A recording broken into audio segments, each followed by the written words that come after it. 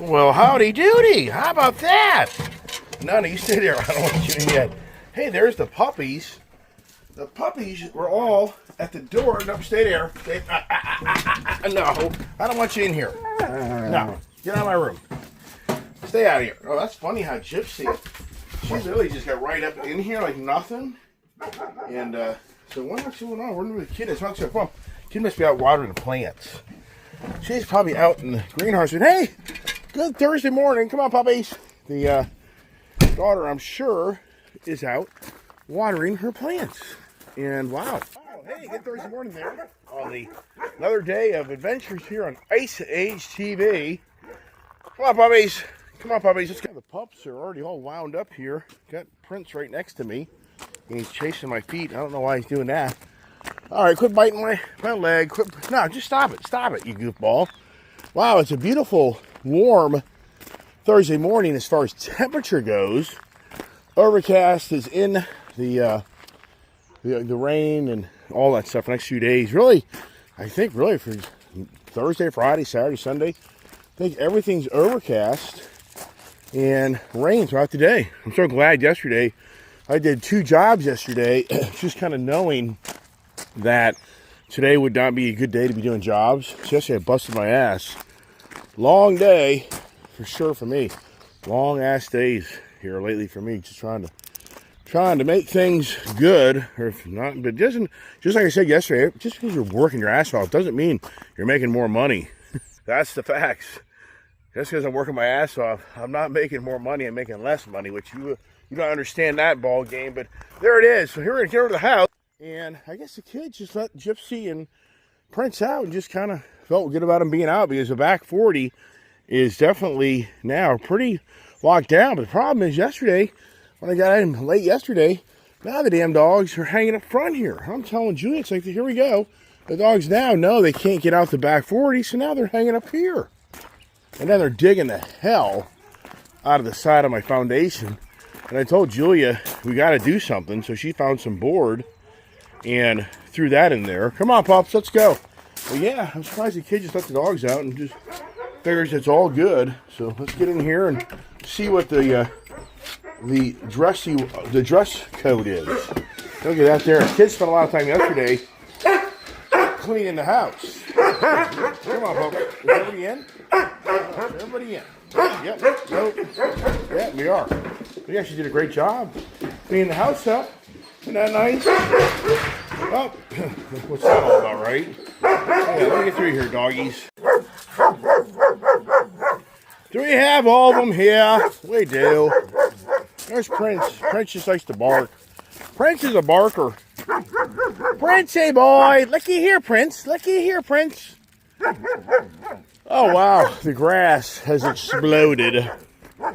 Yeah, now what happens is, the challenge is it starts raining, and it just keeps on raining, and it's hard to cut the grass because it's too wet and rainy, so the grass gets really thick. I was telling the daughter back, like this past Sunday, we should cut the grass. She's like, it isn't that tall. I'm like, yeah, sure. Watch this and happen right in front of your eyes. I've done it too many years, everybody. Look at the wood pile. Wood pile is coming down. Prince, you're so obnoxious. You're just obnoxious, dude. You're obnoxious. Stop it. Look at him. Look. Just stop it. You're just a little crybaby. You're just a big fat crybaby. So, yeah, the wood pile is totally disappearing. And, yeah, do I still get wood? I just love the fireplace evening, but once it's really hot out, that's going to kind of get old as we come into the dwindling material items of the Ice Age compound TV. As it all starts to just go bye-bye. All right, it's just animal routine. Come on, pups. Let's get the dogs all in. Come on, puppies. And time to eat. Are you guys ready to eat? Come on there, Will. Will kind of knows, big dogs kind of know the routine because it gets too confrontational otherwise. Come on, Scout. Come on. Where's Ginger? Ginger, baby. So Ginger's late to the game. She has to do her ladies' business like those ladies like to do. And come on, Ginger baby. And where's Diesel? He's probably out there harassing Ginger. Come on, Diesel. Come on, Ginger. Come on, puppies. Come on. There she is. Come on, Diesel. Looky here, boy. Come on, Ginger. Come on. No. Come on back in. Come on, back in. The time to eat. Right, Gypsy baby? Time to eat. On the puppies. You know, for Diesel and, I should say, for Gypsy and Prince, they definitely are the more kind of better behaved. Come here. Let's get your butt in here. Come on, get in here. Good little girl. Dogs, come on, get in. No, just leave her alone. Princey boy, just leave her alone. Can you do that? Alright, so we're already eating out of the trough, as we would call it so many years ago. Ah, stop it. Come on over here. Somebody goes over here, and the other one goes over there. And then Prince will just kind of loiter and watch as the others take their time to eat. And do I get the button right today? No, I don't have it. I did. I did it right. Wow. All right. The bench is a disaster. It's just everything sometimes seems like it's in chaos in my life. When things are just a disaster, on like that bench, that just bugs me. But I'll take the time to clean it all up, only to see it just do the exact same thing all over again. And I'm sure many people have that story in life. You know, yesterday I was looking at the dogs, talking about how we didn't follow the protocols of these dogs by any means. These dogs, all the dog stitches should have come undone. All of them should have we should be very affected. I mean, we just don't qualify for this stuff. And so for me, I think it's interesting on how it's the waste. I mean, I've talked about the waste on my channel before, but it really is. We live in a society of so much waste. It's been unbelievable. And the only reason I thought of that is here is the bag of pills that I paid for. And it's just interesting here on how I think to myself, wow. So here's all these meds. Look at this here. Look at all the meds, creams, for Diesel's ear infection. So these are all the bottles. And if you listen to them, we never ever exhausted. Look, 7 days. All right. So you've seen all these different things here, 7 days. I mean, look at this. We never ever emptied any of these bottles because we never followed through with what they told us we had to do. I just don't like giving dogs drugs, really. I think that's a shame. So look here, and so look at this here. Look at this here of all the medication they gave us and all the money that was spent, and we didn't even need to use it. And so it's just such a waste. It's such a waste like you just can't believe. And let me see if that fits barely. So I don't like that idea. I'm going to get trapped in there now, and that wasn't a good idea. I need to put it somewhere else where someone probably's down here in a drawer here so that basically I get them off. I don't want the dogs having access to them. That's the reality. So I'm going to get all this stuff in a drawer, and there you go. So, but, you know, that's the thing. We live in a society more than ever in our lifetime, world of waste beyond waste. Even for me, just such a waste of money. Huge. You know, you can just use my channel as a perfect example of just the waste beyond believable. But there's some rich-ass oil guy that owns, like, I'm going to say 600 or it's either 200 Rolls-Royce cars. So, you know, you go over to the elitists of the elitists, and we go, and if you ever research the people that are worth billions, you know, they just have houses and boats and yachts and cars. I mean, they have so much stuff they'll never ever use. It's beyond unbelievable. And you can only imagine what their lifestyles are. But it's just such the waste. We live in the age of, and you know, you go to the store and you buy something, and they want you to buy extended warranty, which is just a waste of money. Because to me, it's like, hey, you buy this heater at Tractor Supply, and it's $99, and if you want a 2-year warranty on it, it's extra $29.99. And I'm like, but doesn't the thing already have a 1-year warranty on it? Which it does. So the $29.99 is riding off of, you're only buying 1 year of warranty. Hello. So it's a waste of time. Come on. Get away. Same thing in cars. You buy these warranties, like you can use me as per example of I 5, 6, 7. Hey! Why are you doing that? Why are you doing that? What's that all about? Just stop that. It's being bad. You're being bad. You know you're being bad. Stop it. So, yeah, what are you doing? You think you're going to make your rounds? Huh? You think you're going to do that? No, you're not going to do that. No, you know you're being bad. So, you know what you're up to. So anyways, so you look at our society of the amount of waste that is around us. But the biggest thing is, as you know, the Doge thing definitely has exposed the waste of the taxpayers' money. Elon Musk, once again, it's always Elon Musk. Every day, it's about Elon Musk. Every day. It's just incredible. But it is kind of seemed to kind of tone down a little bit. I even think that, hey, Gypsy, just leave him alone. So it is kind of seemed to tone down a little bit. But it's incredible on all the waste that Elon Musk has exposed. Our corrupt government is using monies to entitle themselves and doesn't really help others. And it's so much waste. It really is just beyond believable to see what's playing out in front of our eyes. But I talked about it so many times. Stop it! You guys just stop it. Just lay down and chill out. So it's just incredible on how, you know, they're trying to turn the tables and make it look like it's all a bunch of malarkey. I mean, here's the latest. So Jeffries and Schumer are suing Donald Trump for the non-citizen to not have the right to vote.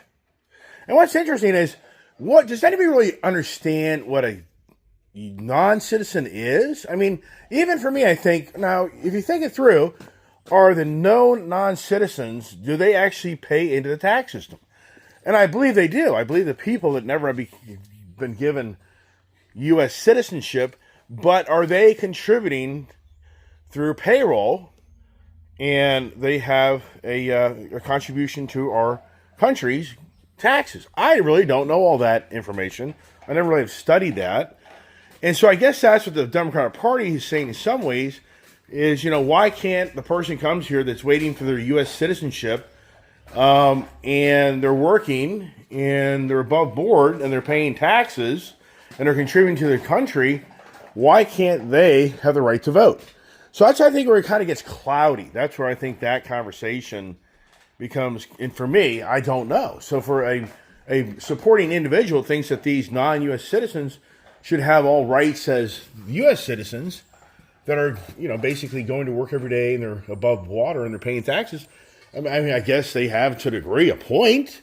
But what more people think is it's more about the Democratic Party wanting to lure in the non-citizens to vote for them because their presentation is that though the Democratic Party will appease to them and give them the rights to what the U.S. citizens have access to, and in some ways we witness and most feel that they even get more than what the U.S. citizens have access to and get. But it kind of gets, you know, it kind of gets foggy because you're going to have two different views on that. And it is interesting. Yesterday, I closed a customer that took 5 years. It took me 5 years to finally close this guy. And he's Democratic. But he's a really cool guy. He's an older gentleman, and he really is a really cool guy. I think he's not the radical type of guy, but he's definitely Democratic. But it was so funny. Yesterday, when I finished up the job, and we kind of shook hands, he said, you know, I knew you were a Trumpster and a Musk guy, but you know what? I'll let you have my business anyways. And I was like, that's pretty cool of you. That was actually very, very interesting on how that, because we really have had some pretty hard conversations together. And, for me, I say, I understand the position of opposing views on what's going on in our country. And sure, I think that in some ways, Trump is out of control. Elon Musk, it's all about Elon Musk. He's a double-edged sword. And I was never an Elon Musk fan. I've never been a Donald Trump fan. I'll never forget back in the 80s, my good friend handed me the book, The Art of the Deal from Donald Trump. And even back in the 80s, it was like, I just threw that thing to the side. I mean, I literally took the book and I threw it to the side. Like, I don't want to read about this guy that I think is all about this guy. And so I was just never a huge, so I'm not a Trumpster, I mean, keep in mind that I think that Trump brings to the table more views and ideas that a conservative has, but at the same time, he was a Democrat. Elon Musk was a Democrat. Isn't that interesting, everybody? And that's what I told the owner. I said, look what Elon Musk did to your own party. He's in your eyes now a backstabber. So, but that was very interesting to hear a gentleman that was this is a very well-to-do guy and very, he's done well. So I just was interesting that he basically telling me, I really kind of know who you are deep down. And instead of holding that against you, I didn't. And I thought that was nice of him. So, in my business, it's taking me sometimes 10, 11 years to persuade customers to come to me. I mean, this is a long haul. I mean, you have no idea the amount of work I have put into my life and lived in the streets, and it's a lot of work. And, but for me, as I get older, it's like, man, that's why I was only hoping the social media would come into my life and the manual labor that I do and beating the streets that I have to do to make a living and constantly have to be the salesman. I was only hoping that social media would change that. My biggest goal has been that eventually this social media makes me enough money that I could retire and I would make $3,000 to $5,000 a month doing social media, but it's not even close. 5 years in, and that's not even, so that view and that idea is kind of souring out in my life and thinking, if I bust my ass in social media and I go out of my way and I be the daredevil to bring crazy to the crazy, but it's never panned out to be what I thought it would be. But that's just life, you think you know something, but you don't. So for the waist, as we know, for the waist, your hand kind of gets, your hands, holding this phone like this, your hand eventually goes numb, kind of holding a certain way, is, so for us, the waste. So in some ways, I think Elon Musk is, in the end, will he have wasted his time? Because his tenure is coming to an end. So will Elon Musk have wasted his time and wasted being more exposed than ever about who he is, and that people don't like him because of the Democratic parties, and he used the judicial system to delay all of these things that Elon Musk and Doge are exposing for the waste of the waste. And will it really ever play out to the extent they think it will? I think it will definitely have impact, but will it ever be to the what Elon Musk felt, how he could clean up this government and take credit for it? But with all the lawsuits pending and all the judicial judges that are more liberal-minded that are fighting all these Doge recommendations, does Elon Musk pull it off before the House loses majority through the Democrats gaining power through these elections that have already happened and all that other stuff? If you're really following what's going on, so it's very interesting to see. For us, is this whole Doge thing that exposed the waste, does the waste really get thrown away? The hoarders, you hear the stories of the people that are hoarders. They get stuff and they'll never get rid of it. In so many ways, I guess that's kind of what we're witnessing in our own government, is they have hoarded so many agencies, so many different NGOs, so many different things that they just can't part with it. They can't let it go. And it's a serious problem. And that's one thing about me that's so different from my wife, from my brother. I'm the guy that can go buy something and I can let it go. And I'm just not attached to it. I just can't see having the same thing for 10, 20, 30 years. My brother is the opposite. He keeps everything forever. My wife will keep things forever. She'd still be driving the same damn car I bought her 20 years ago. If the thing ran, she wouldn't care. But for me, I'm the type of guy where, I just always like to change up in a different flair. But it's a lot of waste. Because that's where we are in this country, is there's so much waste. So many people get rid of their cars that don't even need to get rid of their cars. They just get rid of the car to get a new car. Who doesn't know this story? Now today, supposedly, is the official day. Today is the official day now, where if you go to the dealership, you can supposedly have a 25% tariff possibility on the car that you buy if it's an imported car. But I just think it's just so interesting to hear, and probably I will be intrigued to go by the Dodge dealer today. Maybe make a little short video if the right characters in there. I will maybe go in there just to have some fun. And so, so that Dodge electric Charger sitting outside of your store right now, that's basically $80,000. The SRT package, the Scat Pack package, is that car now basically $100,000? And I don't think they know. I don't really think they know. But my one friend, Bobby, that works, the owner's son of Dulles Dodge, he did respond to me, and he said that for the Subaru brand, it'll be any vehicle after April 11th that then has the tariff on it. So apparently any orders that are coming in prior to the 11th of April, anything ordered after the 11th of April, they'll have a price increase on them. How much, I don't know. And I asked him, I said, how is the car business doing? He said, it's doing great. I'm like, really? I'm like, the car business, he's like, the brand cars are doing very well. I said, what do you mean by that? He said, Kia. They're a Kia store. They're kicking ass. They're selling cars like they can't. But now here's the story. What happens to Kia now? Kia is mostly imported from South Korea. So what's going to be the story when the guy that goes to buy the Kia that, is used to the $30,000 price range now is looking at the $40,000+ price range? Does that change anything? Same thing for Subaru. All these Japanese and foreign cars that are in Honda, they're all been the beater, what people used to call years ago, the beater cars that you bought the Honda to take back and forth to work so you could keep your really nice car, truck that you own, and you want to put the miles on it. So you bought the beater car, which usually was the less expensive car just for gas mileage and just to get to and from point A to point B. So the question is, does that whole market change? But the thing is that it just cracks me up. So let's just say that all these really cool cars, if you look at the Mazda, the Toyota, the Honda, the Subaru, the Mitsubishi, I'm just trying to think of the Hyundai.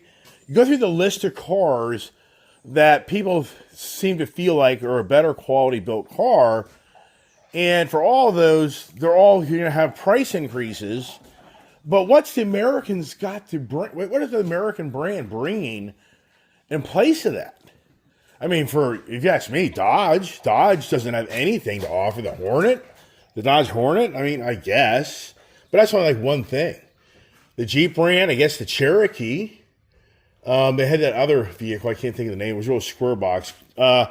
Then you go to like Chevy. I can think of the Chevy Blazer and Transverse, I guess, and was another one in there. I just can't think of the name. So I'm just trying to think of the variety, but this is what people forget about.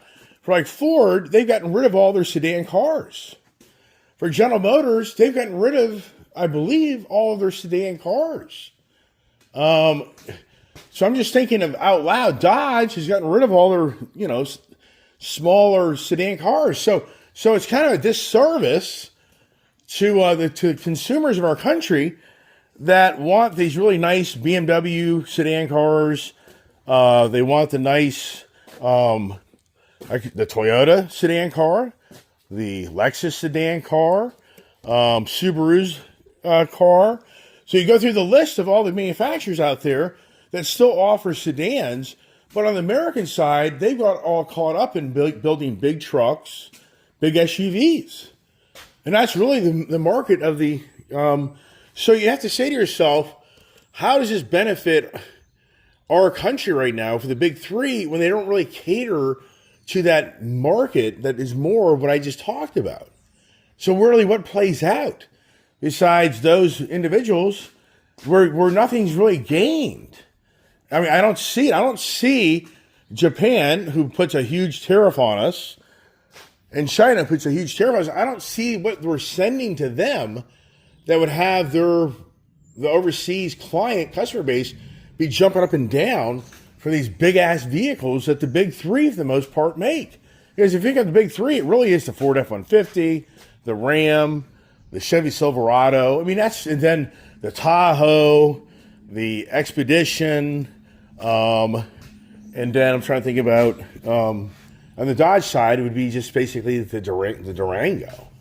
So it's just interesting in how, if you look at what's going on with this tariff, the people are getting most harmed are people being harmed when there really isn't per se the competition that's really here in our own backyard to compete against what in Trump's views thinks we're being harmed. But I get it. I understand that some people believe that this is just a fine line of being called out. Is you can make your cake and eat it too for Donald Trump. So many, I think, feel that this will last 3 months, 6 months, when the other countries start caving and letting down their high tariffs.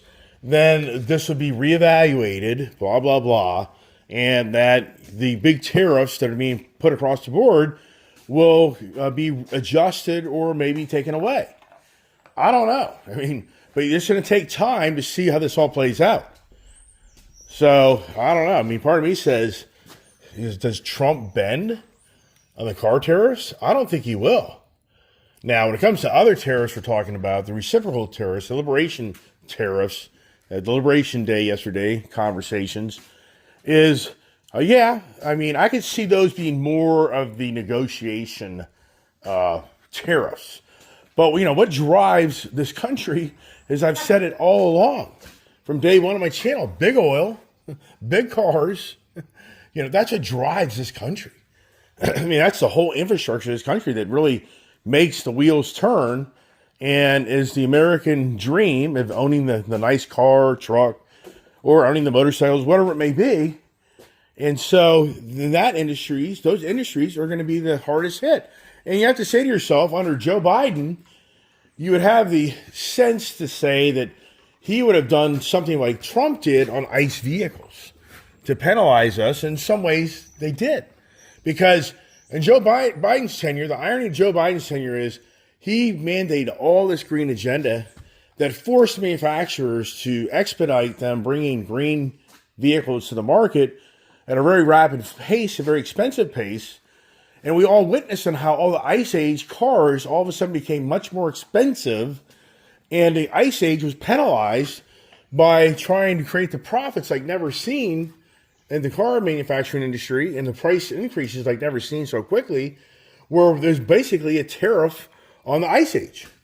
It just was worded differently and looked differently. So Joe Biden started really the issue of such expensive vehicles like never ever seen in our lifetime, and they're going to get even more expensive. But what goes all along with that is your insurance. Your insurance is going to be more expensive now. Personal property tax in Loudoun County, Virginia, is going to now make more money off of me for Virginia-based vehicles because of the personal property tax. The value of the cars will be at higher rates. So the tax man is going to win big time in this whole tariff thing. It's not even talked about. Because when everything gets more expensive, the tax man gets more money on higher tax goods. It's just a game. It is so bad, everybody. Like I said yesterday, we're just getting screwed to the pooch like never ever seen. Younger generation, I don't know. Hope you have really rich-ass parents because I can't see it. Like you're telling me the average kid's going to be making $100,000 a year to be able to afford where it's all coming down the pipeline of all this expensive. The greed of mankind. To wrap it up, all the tariff is the greed of the governments of the world that want to control you and I and control the world markets, and that's all it is. It's the greed. It's all protectionism of these countries, and in so many ways, us as well. But I can get even heavier and deep. That's it. I got to go. It's a 30-minute video. That's all it needs to be. So I hope everybody has a blessed day. And stay tuned for more Ice Age TV adventures. God bless.